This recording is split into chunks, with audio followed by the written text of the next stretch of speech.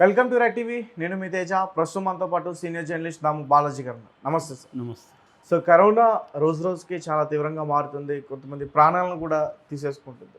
అయితే దేశవ్యాప్తంగా చూసుకుంటే దాదాపు 10,000కు పైగా కేసులు ఉన్నాయి. అందులో 3,000 మంది మరణించారంటూ కూడా చెప్తున్నారు. అసలేంటి ఈ కరోనాకు సంబంధించి వేరియంట్ ఏంటి, దీని లక్షణాలు ఏంటి ఇప్పుడు ప్రజెంట్, దీని పట్ల ఎట్లాంటి జాగ్రత్తలు తీసుకోవాలంటే? ఇండియాలో కరోనా కేసులు ఆందోళనకరంగా పెరుగుతున్నాయి. నిన్న ఈవినింగ్కి అఫీషియల్గా అనౌన్స్ చేసింది 3,395 కేసులు. సో కానీ అనఫీషియల్గా ఒక 10,000 కేసుల పైనే ఉంటాయని చెప్తున్నారు. ఎందుకంటే మనకి డేటా యూనిఫికేషన్లో ప్రాబ్లం ఉంది. ప్రైవేట్ డేటా గవర్నమెంట్కి అందడం లేదు. ఓన్లీ గవర్నమెంట్ హాస్పిటల్లో, గవర్నమెంట్ హెల్త్ కేర్లలో వస్తున్న డేటా మాత్రమే తీసుకుంటున్నారు. ప్రైవేట్లు ఎక్కడో చేసుకుంటారు, ఆ ప్రైవేట్ వాడు డైలీ ఇవ్వడు. అంటే యూనిఫైడ్ డేటా సిస్టమ్ అనేది పర్ఫెక్ట్గా లేదు ఇండియాలో. So that is one problem. రెండో, డెత్స్ కూడా పెరుగుతున్నాయి. ఇప్పటి వరకు అఫీషియల్గా అనౌన్స్ చేసింది 17 మరణాలు. అవి కాకుండా వందల సంఖ్యలోనే చనిపోతున్నారు అన్న వార్తలు కూడా ఆందోళనకరంగా ఉన్నాయి. ఎందుకంటే అవన్నీ కూడా డెత్లు కూడా నమోదు అవ్వట్లేదు డేటాలకి. అంటే ఎవరు చెప్పట్లేదు చనిపోతున్నప్పుడు. ముఖ్యంగా ఎక్కువగా ఏజ్డ్ వాళ్ళు చనిపోతున్నారని చెప్తున్నారు. మనకి రాష్ట్రాల వారీగా డేటా తీసుకుంటే ఫస్ట్ కేరళలో ఉంది. మనకు అప్పుడు కూడా కరోనా 2021లో సెకండ్ వేవ్లో కూడా ఎక్కువ కేరళలోనే చనిపోయారు. కేరళలోని నెంబర్ ఆఫ్ కేసులు కూడా ఎక్కువ వచ్చాయి. మళ్ళీ అగైన్ ఇప్పుడు కేరళలో నిన్నటికి 1,147 కేసులు కేరళలో బయటకు వచ్చాయి. తర్వాత నెక్స్ట్ వచ్చి మహారాష్ట్ర 424 కేసులు, ఢిల్లీ 294 కేసులు, తర్వాత గుజరాత్ 223 కేసులు, వెస్ట్ బెంగాల్ 205, తమిళనాడు 185, కర్ణాటక 148, ఉత్తరప్రదేశ్ 117, ఆంధ్రప్రదేశ్ 17, తెలంగాణ 3. అంటే ఇక్కడ ఆంధ్రప్రదేశ్ కానీ తెలంగాణలోని తగినంతగా టెస్టులు చేయలేదన్న విమర్శలు వస్తున్నాయి. అందుకనే తక్కువ ఉన్నాయి, నిజానికి ఎక్కువ కేసులు ఉన్నాయి. టెస్ట్ అనేది ఎక్కువ చేయట్లేదు. కేరళ, మహారాష్ట్ర ఇక్కడంతా టెస్టులు ఎక్కువ చేస్తున్నారు కాబట్టి కేసులు ఎక్కువ ఉన్నాయి. మిగతా రాష్ట్రాల్లో కూడా టెస్టులు ఆ స్థాయిలో చేస్తే కేసులు ఇంకా ఎక్కువ ఉంటాయి, 10,000కు పైనే ఉంటాయి అనేది ఒక అంచనా. సో ఇది మన దేశమే కాకుండా ఏషియాలోనే ఈ కేసులు బాగా పెరిగినాయి. సింగపూర్లో దాదాపు 20,000 పైన కేసులు వచ్చాయి. ఇక థాయిలాండ్లో అయితే నిన్నటికి 108,000 కేసులు బయటకు వచ్చాయి. నిన్న థాయిలాండ్లో. ఫిలిప్పైన్స్లో కూడా దాదాపు 1,00,000 పైన కేసులు ఉన్నాయి. అట్లాగే హాంకాంగ్లో కూడా 6,000 కేసులు ఉన్నాయి. చైనాలో 1,000 కేసులు ఉన్నాయి కానీ వాళ్ళు బయట పెట్టట్లే. ఎప్పట్లాగే చైనాలో ఏంటంటే మిగతా దేశాల్లో ఇంటర్నేషనల్ మీడియాని అలో చేస్తారు. చైనాలో వాళ్ళు ఏం చెప్తే అది ఇంటర్నేషనల్ మీడియా వినాలి కాబట్టి వాళ్ళు చెప్పట్లేదు. ఏదేమైనా ఏషియన్ కంట్రీస్లో ఈ కరోనా వైరస్ అనేది మళ్ళీ ఒక్కసారిగా విజృంభిస్తూ ఉంది. సో ఇండియా అసలు ఓవరాల్గా పాజిటివిటీ రేట్ అంటారు. అంటే ఎంతమందికి టెస్ట్ చేస్తే ఎంతమందికి వచ్చింది అనే పాజిటివిటీ రేటు మొన్నటి వరకు 6% ఉంటే ఇవాళ 11%కి పెరిగింది. మొన్నటి వరకు అంటే మే 19th మన ఇండియాలో ఉన్న కేసులు 257, 19న 31కి వచ్చేసరికి 3,395. అంటే దాదాపు 10 రోజుల్లోనే 2,000 పైన కేసులు పెరిగిపోయినాయి. సో ఈ రోజుకి 2-3 వేల కేసులు వస్తున్నాయి యాక్చువల్గా, కానీ అది అకౌంట్లోకి రావట్లేదు అనేది చాలామంది చెప్తున్నారు హెల్త్ ఎక్స్పర్ట్లు. దీని మీద ఇప్పుడు WHO అనౌన్స్ చేసింది. ఎందుకు ఇంతగా పెరుగుతున్నాయి కేసులు అంటే, ముందుగా మనం వేరియంట్ని అర్థం చేసుకోవాలి మనకి. ఎందుకంటే ఇంతకుముందు వచ్చిన కరోనా వేరియంట్ వచ్చి SARS-CoV-2 దాని పేరు.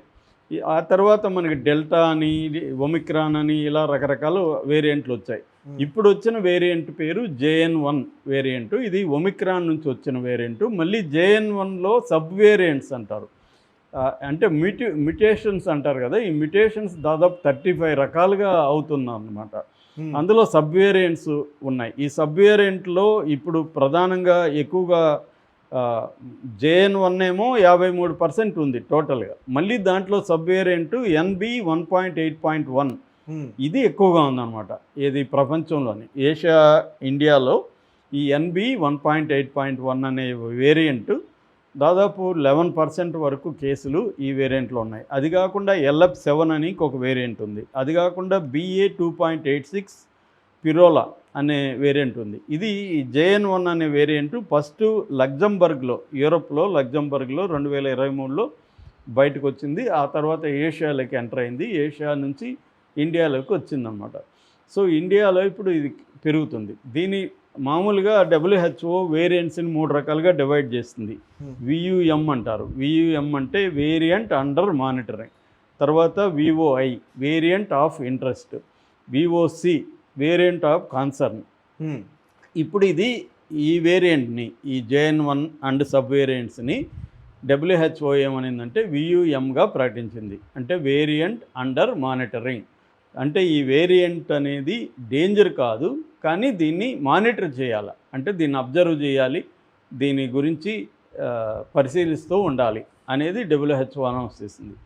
ఈ వేరియంట్కి ఉండే లక్షణం ఏంటంటే ట్రాన్స్మిషబిలిటీ అంటారు. అంటే ట్రాన్స్మిషన్ అయ్యే వేగం చాలా ఎక్కువ ఉంటుంది, ఒకరికొకరికి స్పీడ్గా అంటుకునేస్తుంది అన్నమాట. ఇంతకుముందు వేరియంట్ల కంటే కూడా దీని ట్రాన్స్మిషబిలిటీ చాలా ఎక్కువ.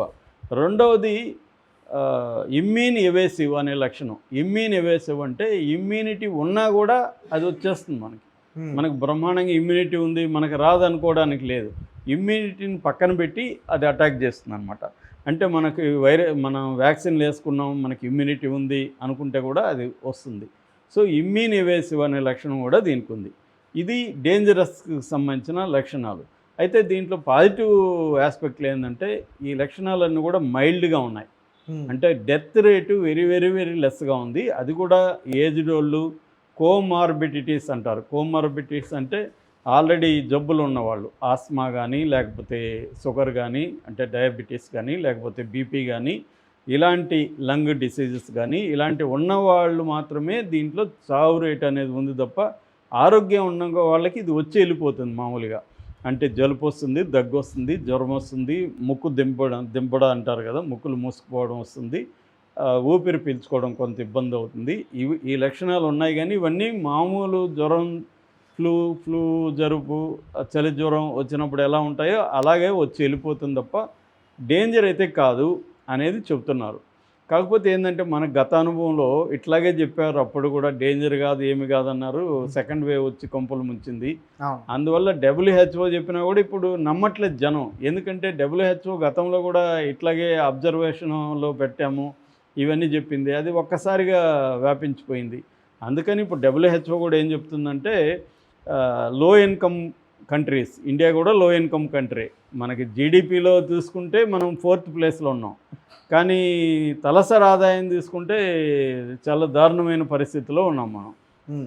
సో అందుకని లో ఇన్కమ్ గ్రూపుల్లో ఉన్న వాళ్ళకి health care, public health care అనేది చాలా ఇంపార్టెంట్. కానీ గత కొంతకాలంగా పబ్లిక్ హెల్త్ కేర్లో డబ్బులు ఖర్చు పెట్టడం అనేది తగ్గిపోయిందని WHO చెబుతుంది.